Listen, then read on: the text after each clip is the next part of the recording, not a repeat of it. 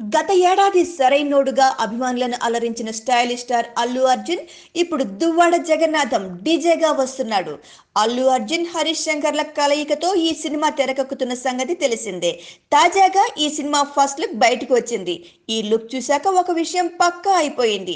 DJ NTR అదుర్స్ కి sequel అని ప్రచారం జరిగిన సంగతి తెలిసిందే. ఈ ఫస్ట్ లుక్ చూసిన తర్వాత దీన్ని పక్కా చేసుకోవచ్చు.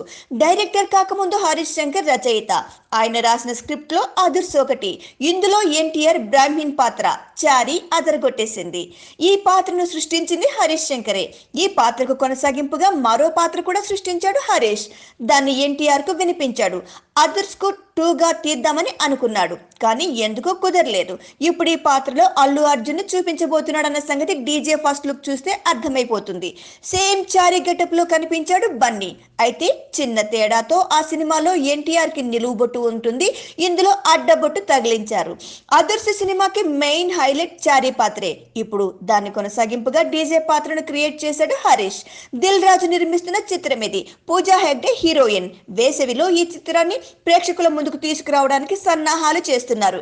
మరి చారి పాత్రకు కొనసాగింపుగా వస్తున్న డీజే అదర్స్ అనిపిస్తుందో లేదో చూడాలి. Please subscribe.